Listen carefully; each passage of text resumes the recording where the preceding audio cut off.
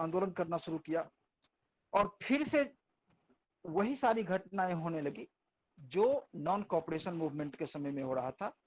जो foreign club थे उसका बहिष्कार किया गया, शराब के दुकानों की पिकेटिंग होने लगी, उसी तरह से किसानों ने लगान चुकाना से मना कर दिया, जो सरकारी कर्मचारी थे वो इस्तीफे देने लगे, रिजाइन करने लगे, जो आदिवासी थे जंगल में रहते थे वो जंगल के कानून को तोड़ने लगे, और जो रिजर्व फॉरेस्ट बनाया गया था जहां लोगों को आना जाना मना कर दिया गया था वहां लोग जबरदस्ती घुसने लगे। इस घटनाओं से चिंतित होकर जो कॉलोनियल गवर्नमेंट थी, औपनिवेशिक सरकार थी, उन्होंने नेताओं को अरेस्ट करना शुरू किया और बहुत सारे जगह पे जो आंदोलनकारी थे और सरकार के बीच हिंसक टकराव शुरू हो गए, वायलेंट होना शुरू हो गया फिर से। और अप्रैल 1930 में एक व्यक्ति को गिरफ्तार किया गया जिनका नाम था खान अब्दुल गफ्फार खान, जो महात्मा गांधी के बहुत बड़े अनुयायी थे और इनको सीमांत गांधी कहा जाता था, क्योंकि ये भारत पाकिस्तान की जो सीमा है उस पर वहां के रहने वाले थे, इसलिए इनको सीमांत गांधी के नाम से जाना जाता था। और जब इनको अरेस्ट कर लिया गया तो आंदोलन और भी हिंसक हो गई। फ्रंटियर और हाँ बेटा बोलो। This call is now being frontier recorded. Gandhi. हाँ, फ्रंटियर गांधी, सीमांत गांधी, फ्रंटियर गांधी, सीमांत हिंदी और फ्रंटियर इंग्लिश हुआ, तो उनको फ्रंटियर गांधी कहा जाता था। आप इनको ये याद रखिएगा कि फ्रंटियर गांधी, ये आगे आपको कंपटीशन वगैरह के एग्जाम में भी पूछा जाता है क्वेश्चन कि फ्रंटियर गांधी किसे कहा जाता था या सीमांत गांधी किसे कहा जाता था। खान अब्दुल गफ्फार खान, उनके अरेस्ट होने के बाद से आंदोलन और भी भड़क गया। उसके बाद 1 महीने के बाद महात्मा गांधी को भी गिरफ्तार कर लिया गया। फिर जितने भी सरकारी बिल्डिंग थे, जितने भी इंडस्ट्रियल लेबर थे, रेलवे स्टेशन पर, सरकारी भवनों पे, इंडस्ट्री पे, जो सरकारी इंडस्ट्री थी, इन सभी पर हमले होने लगे आंदोलनकारियों के द्वारा। और सरकार भी उसको कुचलने के लिए बहुत निर्ममता से औरतों को, बच्चों को, सबको मारना शुरू किया। जो सत्याग्रही थे, जो शांतिपूर्वक भी सत्याग्रह कर रहे थे, उनको भी गिरफ्तार कर लिया गया। और एक बार फिर महात्मा गांधी ने देखा कि आंदोलन जो है वो हिंसक हो रहा है, आंदोलन अपने रास्ते से भटक रहा है, और उन्होंने इस आंदोलन को फिर से वापस ले लिया। जैसे नॉन कॉपरेशन मूवमेंट बिना किसी रिजल्ट के वापस ले लिया गया, इस आंदोलन को भी बिना किसी रिजल्ट के वापस ले लिया गया। और 5 मार्च ऑफ 1931 को महात्मा गांधी के साथ इरविन का एक समझौता हुआ, जिसको गांधी इरविन समझौता कहते हैं, Gandhi Irwin pact. Gandhi Irwin pact, इसमें तय किया गया कि लंदन में सेकेंड राउंड टेबल कॉन्फ्रेंस, द्वितीय गोलमेज सम्मेलन का आयोजन किया जाएगा और उसमें महात्मा गांधी शामिल होंगे। महात्मा गांधी ने भी अपनी सहमति दे दी थी, जबकि फर्स्ट राउंड टेबल कॉन्फ्रेंस का बहिष्कार किया जा चुका था। But second round table conference में भाग लेने के लिए महात्मा गांधी लंदन रवाना हो गए, लंदन चले गए। और सरकार ने कहा कि इसके बदले में जितने भी पॉलिटिकल प्रिजनर्स हैं, जितने भी राजनीतिक कैदी हैं, उनको रिहा कर दिया जाएगा। उसके बाद महात्मा गांधी दिसंबर 1931 में लंदन चले गए। लेकिन यह जो वार्ता राउंड टेबल कॉन्फ्रेंस हो रही थी, ये बीच में ही टूट गई। इस वार्ता पर किसी तरह की कोई सहमति नहीं बनी और महात्मा गांधी को वापस फिर लंदन से भारत लौटना पड़ा। यहाँ आकर देखा कि जितने भी कांग्रेस के बड़े नेता थे वो सभी के सभी जेल में ही थे। मतलब जो गांधी जी के साथ वादा किया गया था कि पॉलिटिकल प्रिजनर्स को रिहा कर दिया जाएगा, उसको भी नहीं छोड़ा गया। सारे के सारे नेता जेल में थे और कांग्रेस को एक इलीगल संगठन घोषित कर दिया गया, कांग्रेस को एक गैर कानूनी संगठन घोषित कर दिया गया। जितने भी सभा होते थे, मीटिंग्स होती थी, सब पर रोक लगा दी गई और सरकार की तरफ से बहुत सख्त कदम उठाना शुरू हो गया। लंदन से लौटने के बाद महात्मा गांधी ने एक बार फिर से इस आंदोलन की शुरुआत की, आंदोलन को चलाया, लेकिन आंदोलन बहुत लंबे समय तक नहीं चल सका, और जो जोश और खरोश आंदोलनकारियों में शुरू में थी, जिस समय आंदोलन को वापस लिया गया था, वो जोश और खरोश फिर नहीं आ पाया, और 1934 तक आते आते ये आंदोलन लगभग समाप्त हो गया था। तो कहने का मतलब कि गांधी जी का जो दूसरा बड़ा आंदोलन था, जो सिविल डिसोबीडियंस मूवमेंट, सविनय अवज्ञा आंदोलन, वो भी बिना किसी तार्किक परिणाम के, बिना किसी लॉजिकल रिजल्ट के उसको वापस ले लिया गया। अब हमें देखना है कि इस आंदोलन को लोगों ने कैसे लिया। जैसे हमने देखा कि नॉन कॉपरेशन को लोगों ने कैसे लिया, किस समुदाय के लोगों ने क्या समझा उस आंदोलन में, कि किस समुदाय के लोगों ने किस तरीके से उस आंदोलन में पार्टिसिपेट किया, अपने लिए क्या चाहा, उसी तरह हम इस आंदोलन में भी देखेंगे। इस आंदोलन में हम देखेंगे कि किसानों में जो बड़े किसान थे, छोटे किसान थे, उन्होंने इस आंदोलन को कैसे लिया। जो इंडस्ट्रियलिस्ट थे और जो इंडस्ट्रियल लेबर थे, उन्होंने इस आंदोलन को कैसे लिया। जाति के आधार पर जो दलित वर्ग के लोग थे, उन्होंने इस आंदोलन को में कैसे पार्टिसिपेट किया। जो मुस्लिम समुदाय के लोग थे, उन्होंने इस आंदोलन में कैसे पार्टिसिपेट किया। अब हम इसको देखेंगे। तो सबसे पहले हम देखेंगे कि किसान ने इस आंदोलन को कैसे लिया, किसान ने इस आंदोलन को क्या समझा। तो सबसे पहले हम संपन्न किसान की बात करते हैं, बड़े किसान, जो अमीर किसान थे। जैसे गुजरात में पटीदार अमीर किसान थे, उत्तर प्रदेश में जाट अमीर किसान थे। ये सभी इस आंदोलन में सक्रिय थे, सक्रिय रूप से भागीदारी कर रहे थे। कारण क्या था कि आपने पीछे पढ़ा था कि फसलों की कीमतें गिर रही थी, इससे ये काफी परेशान थे। उनकी आमदनी जो थी वो खत्म होने लगी थी, सरकारी लगान चुकाना उनके लिए मुश्किल हो गया था, और चारों तरफ से उनमें असंतोष था। संपन्न किसानों ने, बड़े किसानों ने, अमीर किसानों ने इस आंदोलन में बढ़ चढ़ कर हिस्सा लिया, और उन्होंने अपने समुदाय को एकजुट किया। जो लोग नहीं भी आना चाहते थे आंदोलन में, उनको भी जबरदस्ती इस आंदोलन में लाया। और उनके लिए ये आंदोलन जो थी, वो जो भारी भरकम टैक्स उन पर लगाया गया था, लगान जो था, उसको समाप्त करने के लिए था। उनके लिए स्वराज का मतलब था कि जो टैक्स है, जो लगान है, उसको समाप्त किया जाए। लेकिन जब 1931 में बिना लगान को घटाए ही आंदोलन को वापस ले लिया गया, मतलब लगान का रेट वही रहा और आंदोलन को वापस ले लिया, तो इनको बहुत निराशा हुई, इन किसानों के अंदर निराशा भर गई। और जब दोबारा आंदोलन को शुरू किया, तो इन किसानों ने फिर उसमें बहुत बढ़ चढ़कर हिस्सा नहीं लिया। तो अमीर किसानों के लिए इस आंदोलन का ये मतलब था। अब दूसरा, गरीब किसान ही वो भी थे, लेकिन छोटे किसान थे, गरीब किसान थे। उनके लिए इस आंदोलन का दूसरा मतलब था, वो सिर्फ लगान में कमी नहीं चाहते थे। उनमें से बहुत सारे किसान थे, छोटे किसान, जो बड़े किसानों से या जमींदारों से पट्टे पर लेकर खेती करते थे, और उनके लिए बड़े किसानों का किराया चुकाना मुश्किल था, जमींदारों का किराया चुकाना मुश्किल था। वो चाहते थे कि जमींदार उनका भाड़ा माफ कर दें, जो बड़े किसान थे उनका पट्टा माफ कर दें, और इसके लिए उन्होंने इस आंदोलन में हिस्सा लिया। लेकिन कांग्रेस को यह लगता था कि अगर हम छोटे किसानों को साथ देंगे और बड़े किसानों को कहेंगे कि इनका पट्टा माफ कर दो, तो बड़े किसान हमसे नाराज हो जाएंगे। इसलिए कांग्रेस कभी भी खुलकर छोटे किसानों का साथ खड़ी नहीं हो पाई, और इसीलिए धीरे धीरे करके जो गरीब किसान थे, जो छोटे किसान थे, इन्होंने भी इस आंदोलन से मुंह मोड़ लिया। मतलब वो भी एक्टिवली पार्टिसिपेट उतना अधिक नहीं कर सके। तो किसान की ये स्थिति थी कि दो भागों में बंटे थे, बड़े किसान और छोटे किसान, दोनों की अपने अपने हित थे, और उनके हित पूरे नहीं हो रहे थे, इसलिए उन्होंने बहुत अधिक इस आंदोलन में बहुत लंबे समय तक एक्टिवली पार्टिसिपेशन उनका नहीं रहा। अब दूसरा वर्ग था व्यवसायी वर्ग, जो इंडस्ट्रियलिस्ट थे, जो बिजनेसमैन थे, जो व्यापारी वर्ग थे। उन्होंने क्या रुख अपनाया।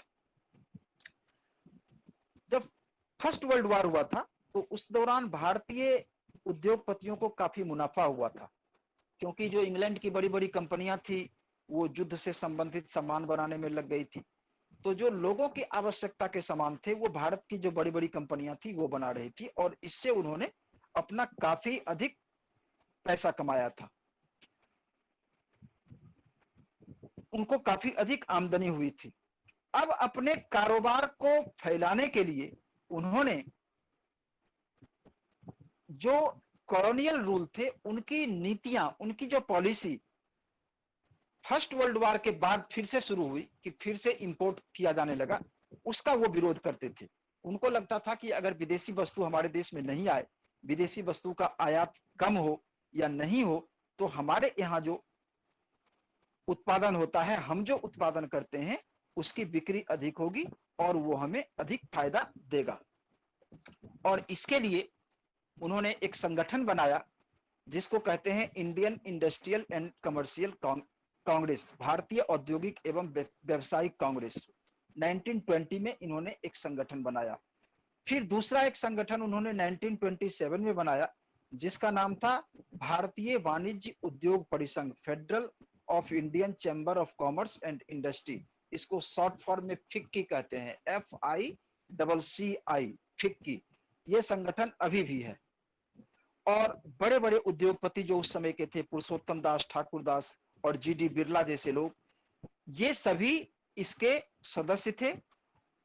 और इस आंदोलन में जो सिविल डिसोबीडियंस मूवमेंट चल रहा था, इस आंदोलन में इन्होंने इस उम्मीद से भाग ली थी कि जब ये आंदोलन सफल हो जाएगा तो फिर जो कॉलोनियल रूल की पॉलिसी है वो हमारे पक्ष में होगी, आयात पर प्रतिबंध लगेगा और हमारे जो हित हैं वो सरकार उसका ध्यान रखेगी, और फिर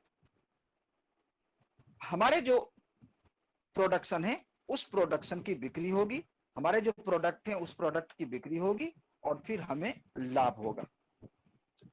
तो इस आशा के साथ वो कांग्रेस का साथ दे रहे थे, इस उम्मीद के साथ वो कांग्रेस के साथ खड़े थे।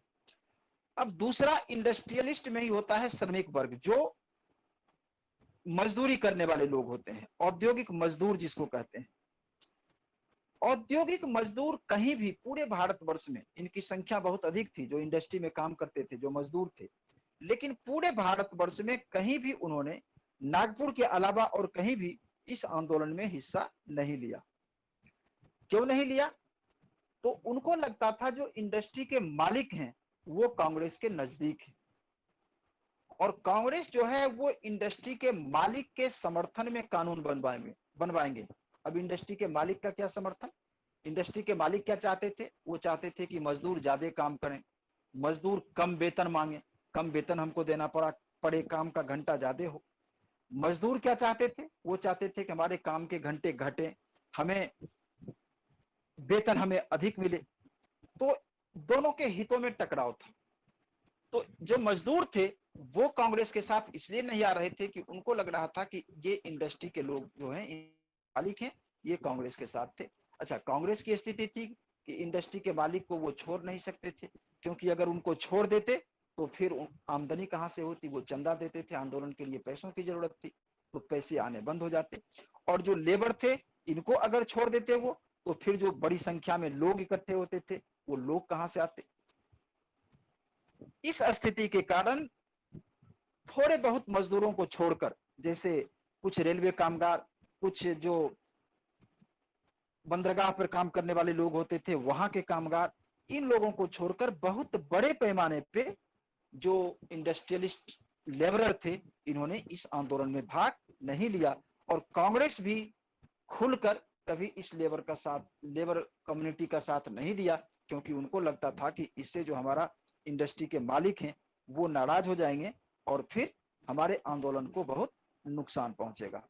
इस वजह से उन्होंने भी उनका साथ नहीं दिया। अब है कि इसके बाद औरतों की स्थिति, महिलाओं ने इस आंदोलन में कैसे भाग लिया, महिलाओं ने इस आंदोलन को किस तरह से लिया, उनका इस आंदोलन में किस स्तर तक पार्टिसिपेट हुआ। तो आपने देखा था कि असहयोग आंदोलन हो या सिविल डिसोबीडियंस मूवमेंट हो, दोनों में जो शराब की दुकानों की पिकेटिंग होती थी उसमें महिलाएं बहुत बढ़ चढ़ कर भाग लेती थी। महिलाएं इस आंदोलन में हिस्सा लेती थी, खास करके शराब की पिकेटिंग में, और दूसरे तरह के धरना प्रदर्शन में भी भाग लेती थी। कई महिलाएं जेल भी गई थी। जो संपन्न किसान परिवार की महिलाएं थी वो भी आंदोलन में हिस्सा ले रही थी। लेकिन गांधी जी का मानना था कि महिलाओं को बड़े पैमाने पे इस आंदोलन में हिस्सा नहीं लेना चाहिए। उनका कहना था कि महिलाओं का पहला काम जो है वो घर चलाना है, चूल्हा चौका संभालना है, अच्छी मां बनना है, अच्छी पत्नी की भूमिका का निर्वाह करना है। औरतों का असली कर्तव्य वही है। उससे अगर समय बचे तब महिलाएं जो हैं वो आंदोलन में थोड़ा बहुत हिस्सा ले सकती हैं। इसलिए जो महिलाएं थी उनको कांग्रेस में बहुत बढ़ चढ़ कर हिस्सा लेने नहीं दिया गया, और महिलाएं भी अपनी प्रतीकात्मक उपस्थिति ही दर्शाती थी, क्योंकि उनको बहुत एक्टिवली पार्टिसिपेट करने की इजाजत नहीं दी गई कांग्रेस की तरफ से, इसलिए उनका पार्टिसिपेशन भी बहुत कम रहा। तो इस तरह से महिलाओं का भी कम रहा। दूसरा जो समुदाय था हमारे यहाँ, जो हम जातिवादी व्यवस्था देखते हैं, उसमें कुछ ऐसे समूह थे जाति के स्तर पर जिनको अनटचेबल कहा जाता था, उस समय अछूत कहा जाता था, और वो अपने आप को 1930 के बाद दलित या उत्पीड़ित कहने लगे थे।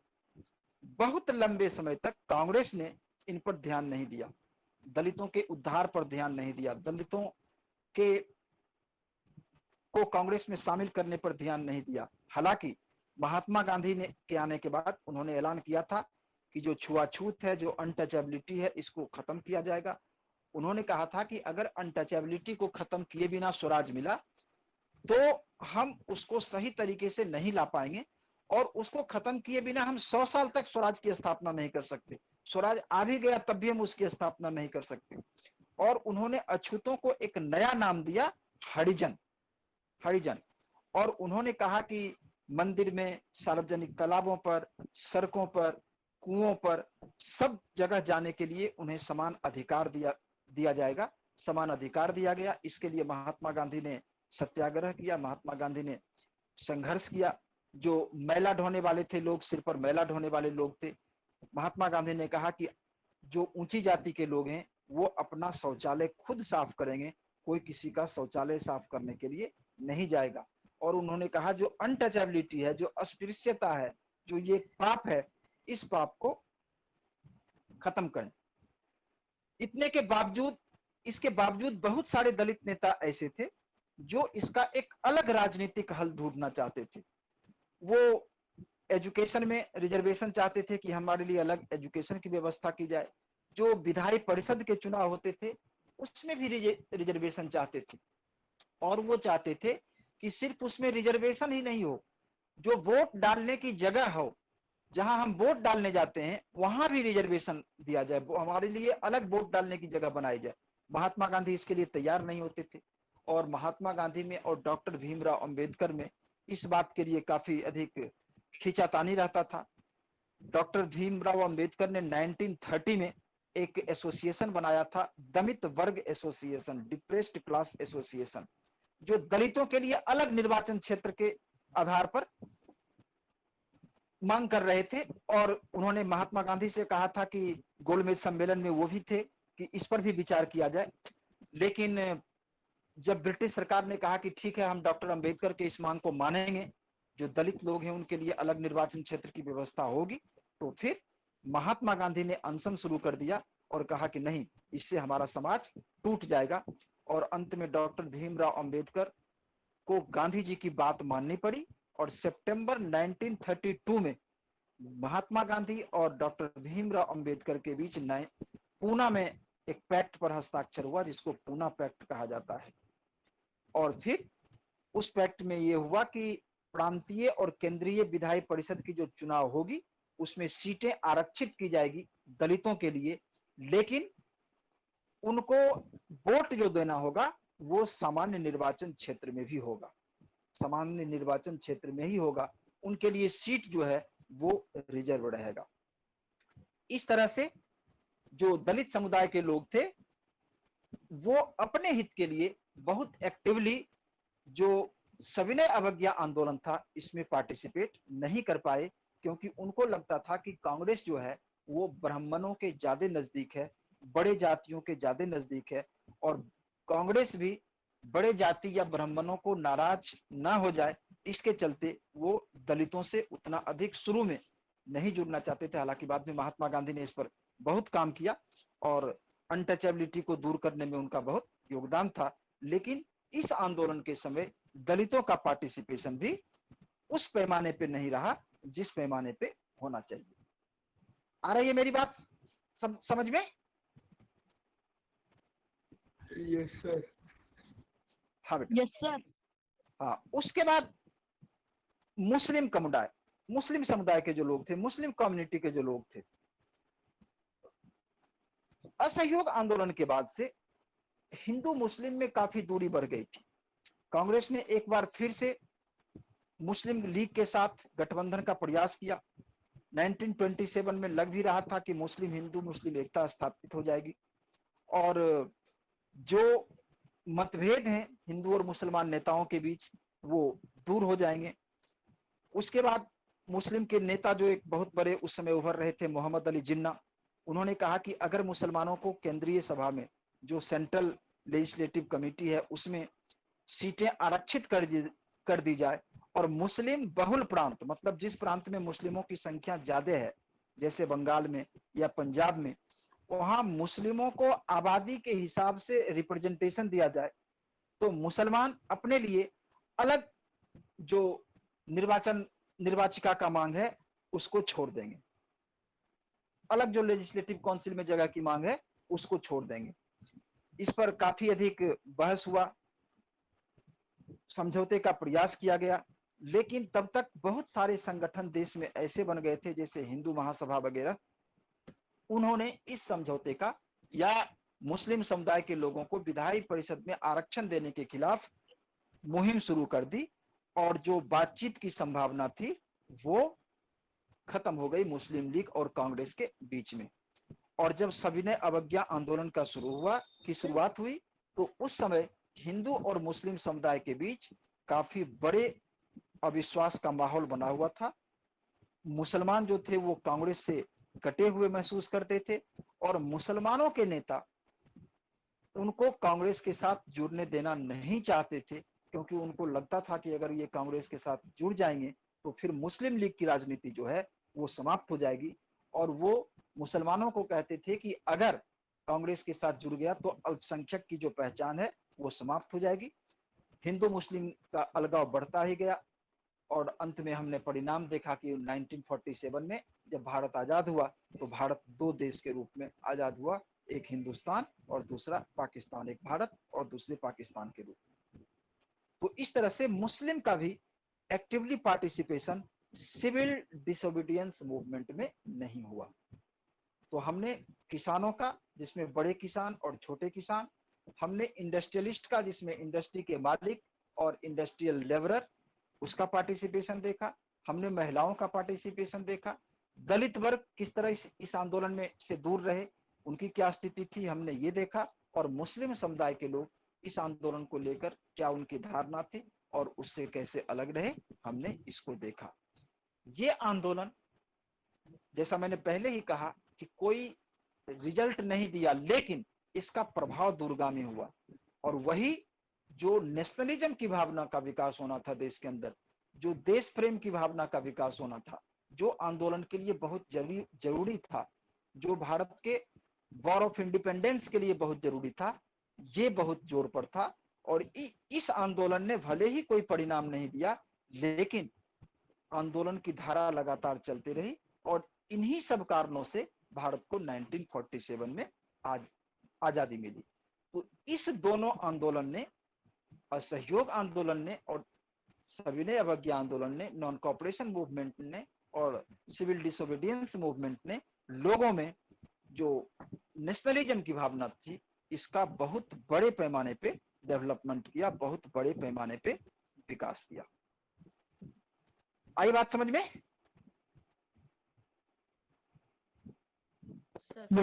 हाँ। इसके अलावा कुछ चीजें और थी। हाँ बेटा। सर ऑल पार्टी कॉन्फ्रेंस में भी तो MR जयकर ने बोल दिया था कि हम उनको रिजर्वेशन नहीं देंगे। हाँ, वही तो कहा, हिंदू महासभा के थे ना जयकर, तो उन्होंने मना किया था। हिंदू महासभा के मेंबर थे और हिंदू महासभा जो थी वो बहुत जोर शोर से इसका खिलाफ कर रही थी कि हम रिजर्वेशन उनको नहीं देंगे। और जो मीटिंग हुई थी, ऑल पार्टी मीटिंग जो आपने कहा, जिसमें कांग्रेस, मुस्लिम लीग, हिंदू महासभा के सारे लोग थे, तो वो रिजर्वेशन देने के खिलाफ थे। सही कहा आपने, ठीक है। Yes sir. हाँ, सर उसके बाद कुछ चीजें और थी इस आंदोलन के अलावे, कुछ चीजें और चल रही थी उस समय, जिसके चलते लोगों में सामूहिक अपनेपन की भावना, कलेक्टिवनेस, कि हम एक देश के निवासी हैं, हमारे हित जो हैं वो एक जैसे हैं, उसका विकास बड़े पैमाने पे हुआ। और इनमें से कलेक्टिवनेस की भावना को बढ़ाने में, एकता के सूत्र में बांधने के लिए बहुत सारी चीजें और थी उस समय जिसने अपनी भूमिका निभाई, जो लोगों के दिलो दिमाग में ये बैठाया कि हम सभी भारतवासी एक हैं। और उसमें बहुत सारी चीजें थी, जैसे भारत माता की तस्वीर थी, उसमें हमारा राष्ट्रगान था, हमारा राष्ट्रगीत था, लोक कथाएं थी, साहित्य था, इतिहास था। इन सब ने राष्ट्रवाद के भावना को साकार करने में, राष्ट्रवाद के भावना को बढ़ाने में अपना एक महत्वपूर्ण भूमिका अदा की। उसमें जो सबसे महत्वपूर्ण भूमिका अदा की, उसमें थी भारत माता की तस्वीर, भारत माता की छवि बनाई गई। और पहली बार जो भारत माता की तस्वीर बनाई गई थी, उसको बंकिम चंद्र चट्टोपाध्याय ने बनाई थी। बंकिम चंद्र चट्टोपाध्याय ने पहली तस्वीर भारत माता की बंकिम चंद्र चट्टोपाध्याय ने बनाई थी। 1870 के दशक में उन्होंने वंदे मातरम गीत जो लिखा था, अब उस गीत को अपने उपन्यास आनंद मठ में शामिल किया गया था। ये भी वंदे मातरम गीत भी जो नेशनलिज्म की भावना को बढ़ाने में काफी मदद किया। और बंगाल में ये गीत बड़े पैमाने पे गाया जाता था, स्वदेशी आंदोलन के समय बड़े पैमाने पे गाया जाता था। उसके बाद स्वदेशी आंदोलन से प्रेरणा लेके अवनींद्रनाथ टैगोर, जो रविंद्रनाथ टैगोर के रिलेटिव थे, अवनींद्रनाथ टैगोर, इन्होंने भी भारत माता के विख्यात छवि को चित्रित किया, अवनींद्रनाथ टैगोर ने। और उनके पेंटिंग के जरिए उन्होंने भारत माता की तस्वीर बनाई, जिसमें भारत माता को एक सन्यासिनी के रूप में दिखाया गया, जो काफी शांत हैं, गंभीर हैं, जिसमें दैविक गुण है। मतलब कहने का कि हमने अपने देश को एक माता के रूप में दिखाया, एक नारी के रूप में दिखाया। जिस तरह से माता हमारी लालन पालन करती हैं, उसी तरह से हमने दिखाया कि हमारा देश भी जो है वो हमारी लालन पालन करने वाली है, हमको जीवन देने वाली है, और हमें इनकी पूजा करनी चाहिए। और इस पर जो विदेशी आकर शासन कर रहे हैं, इसको हमें भगाना चाहिए। तो इस तस्वीर के द्वारा, भारत माता की तस्वीर के द्वारा, लोगों में सामूहिक अपनेपन की भावना का विकास हुआ और नेशनलिज्म को बढ़ाने में इन्होंने बहुत महत्वपूर्ण भूमिका निभाई। उसी तरह से जो लोक कथाएं होती हैं, फोकलोर्स होते हैं, फोक सॉन्ग्स होते हैं, ये सारे जनश्रुति पर, लोग सुने सुनी बातों पर आधारित होते हैं, लेकिन इसके द्वारा भी सामूहिक अपनेपन की भावना को बढ़ाया जाता है, सामूहिक अपनेपन की भावना को बढ़ाने में मदद मिलता है। और बहुत सारे लेखक हुए, बहुत सारे कवि हुए, जिन्होंने लोकगीत पर, लोक कथा की रचना की, लोकगीत पर आधारित बाल गीत बनाए, जो जनश्रुतियों के आधार पर कहानी लिखे, जिसमें बड़े बड़े लेखक थे, रविंद्रनाथ टैगोर जैसे लेखक थे। उन्होंने भी इसका सहारा लेकर साहित्य की रचना की और फिर लोगों के बीच अपने उस साहित्य को ले गए और वहां उन्होंने नेशनलिज्म की भावना को बढ़ाने में एक महत्वपूर्ण भूमिका निभाई। एक व्यक्ति थे मद्रास में, नटेशा शास्त्री, इनका नाम याद रखना, ये 1 नंबर के क्वेश्चन में भी पूछा जाता है। नटेशा शास्त्री, उन्होंने the folklores of southern India के नाम से एक तमिल लोक कथा का विशाल संस्करण लिखा, 4 खंड में प्रकाशित किया। साउथ में बहुत उस किताब को पसंद किया गया और उसके द्वारा राष्ट्रवाद की भावना को बढ़ाने में भी बहुत अधिक मदद मिली। तो लोक संगीत, लोकगीत, लोक कथा, इनके माध्यम से भी नेशनलिज्म को बढ़ाने में बहुत मदद मिली। तीसरी जो चीजें थी नेशनलिज्म को बढ़ाने में जिसने बहुत बड़ा योगदान दिया वो था राष्ट्रीय चिन्ह। राष्ट्रीय चिन्ह जिसमें सबसे पहले राष्ट्रीय ध्वज था। राष्ट्र ध्वज की शुरुआत जो की गई थी वो बंगाल में की गई थी। बंगाल में स्वदेशी आंदोलन के समय एक झंडा बनाया गया था, वो भी ट्राई कलर्ड झंडा था, तिरंगा था, जिसमें हरा, पीला और लाल 3 रंग थे और इसके बीच में 8 कमल के फूल थे। ये 8 कमल के फूल इसलिए थे क्योंकि उस समय ब्रिटिश भारत में 8 प्रांत थे, 8 प्रांत, 8 प्रोविंस थे। तो उस 8 प्रोविंस के रिप्रेजेंटेशन को लेके 8 कमल के फूल उस ट्राई कलर में दर्शाया गया था। और एक अर्धचंद्र था, अर्धचंद्र, हाफ मून। हाफ मून इसलिए था ताकि हिंदू और मुस्लिम दोनों का प्रतिनिधित्व उसके द्वारा किया जा सके। हाफ मून, हाफ मून मुस्लिम का और जो प्रतिनिधित्व कर रहा था कमल का फूल प्रांत का, वो हिंदू का प्रतीक। तो इस तरह से उसमें दर्शाया गया था। फिर 1921 में गांधी जी ने एक स्वराज झंडा तैयार किया, वो भी ट्राई कलर था, वो भी तिरंगा था। उसमें सफेद, हरा और लाल 3 रंग थे और इसके बीच में चरखा था। चरखा जो गांधी जी चलाते थे, चरखा सूत काटने के लिए, वो चरखा था जो स्वावलंबन का प्रतीक था कि हम सेल्फ डिपेंड हैं, अपनी आवश्यकताओं की पूर्ति खुद करते हैं। जिस तरह से धागे काट के हम अपने लिए कपड़ा बनाते हैं, वो स्वावलंबन का प्रतीक था, सेल्फ डिपेंडेंसी का प्रतीक था। और जुलूस में, आंदोलन के समय लोग ये झंडा लेकर चलते थे। बाद में इसी को राष्ट्रीय झंडा बनाया गया, लेकिन उसके बीच में से चरखा को हटाकर जो अभी हम देखते हैं चक्र, उस चक्र को डाला गया। तो इस तरह से राष्ट्र ध्वज ने भी नेशनलिज्म की भावना को बढ़ाने में महत्वपूर्ण भूमिका अदा की। उसी तरह से चौथा चीज जो था वो हिस्ट्री, हमारे हिस्ट्री का फिर से व्याख्या की गई, इतिहास की व्याख्या। क्योंकि जब अंग्रेज आए तो उन्होंने हमारे इतिहास को बिगाड़ कर रख दिया। उन्होंने कहा कि भारत के इतिहास में कुछ भी नहीं है, यहाँ के लोग जो थे वो सपेरों का देश है, जादूगर का देश है, इनका कुछ इतिहास ही नहीं है। हमारे देश के इतिहासकारों ने हमारे इतिहास को फिर से उसका पुनर्व्याख्या किया, फिर से लिखा और बताया कि किस तरह से हम भूतकाल में विश्व गुरु थे, कैसे हमारे यहाँ विशाल साहित्य था, कैसे हम सोने की चिड़िया थे, कैसे हम समृद्ध थे और अंग्रेजों ने आकर इसको लूटा, इसलिए आज हमारी ये स्थिति थी। तो उन्होंने इतिहास के जरिए, इतिहास की पुनर्व्याख्या के जरिए उन्होंने लोगों को समझाया कि हम भूतकाल में वास्तुशिल्प में, विज्ञान में, गणित में, धर्म में, संस्कृति में, कानून में, दर्शन में, हस्तकला में, व्यापार में, सब कुछ में फल फूल रहे थे और हमारे लिए वो महान युग था। लेकिन उसका पतन कैसे हुआ? जब अंग्रेज आए। जब अंग्रेज आए तो उन्होंने हम पर हमारे जितने भी इतिहास थे उसको छिन्न भिन्न कर दिया, हमारी संस्कृति को छिन्न भिन्न कर दिया, हमारे जो परंपरागत उद्योग धंधे थे उनको छिन्न भिन्न कर दिया और आज हम गरीब हैं। तो इस तरह से इतिहास की पुनर्व्याख्या ने भी लोगों को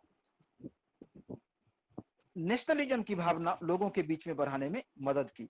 और इतिहास लिखने वाले जो लोग थे, बंगाल के लोग महाराष्ट्र का इतिहास लिखते थे, मराठा भाषा में जो वहां की महाराष्ट्र की भाषा है उसमें बंगाल का इतिहास लिखा जाता था। मतलब देश को एक करने के लिए एक क्षेत्र के लोग दूसरे क्षेत्र के इतिहास की गौरवमयी व्याख्या करते थे। तो ये सारी चीजें भी जो थी, चाहे राष्ट्र ध्वज हो, चाहे भारत माता की तस्वीर हो, चाहे राष्ट्रगान हो, चाहे लोकगीत हो, लोक संगीत हो, लोक कथा हो, इन सब के द्वारा भी लोगों में राष्ट्रवाद की भावना को बढ़ाने में, लोगों को एकजुट करने में काफी मदद मिली। और इसी का निष्कर्ष निकला, इसी का परिणाम निकला कि देश में उस समय आजादी के आंदोलन के समय में जो एकता की भावना थी, जो राष्ट्रवाद की भावना थी, वो का चरम पर थी और उसी के कारण से हमें आजादी मिली। 1947 में भारत आजाद हुआ और अंग्रेजों को हमारे देश को छोड़कर जाना पड़ा और आज हम एक आजाद राष्ट्र के रूप में दुनिया के सामने। तो यही आपके इस चैप्टर में था। उम्मीद है कि आपको बातें समझ में आई होगी। अगर कोई दिक्कत है तो अभी 2-4 मिनट का टाइम है, आप पूछ सकते हैं और उसके बाद आज आप घर जाके पूरे चैप्टर को फिर से पढ़ेंगे और कल जितने भी क्वेश्चन इससे बन सकते हैं, आपको समझ में नहीं आई हो क्वेश्चन या कोई टॉपिक समझ में नहीं आई हो, तो कल आप इसका क्वेश्चन हमसे पूछ सकते हैं।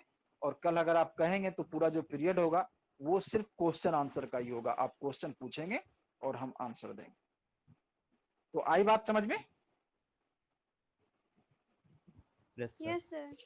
हाँ बेटा, तो अभी अगर आप पूछना चाहते हैं तो अभी, नहीं तो कल पूरा सत्र जो रहेगा, पूरा सेशन जो रहेगा इसी के क्वेश्चन आंसर पे रहेगा। और एक बात बता दीजिए कि नेक्स्ट चैप्टर आप कौन सा पढ़ना चाहेंगे, सो बताइए।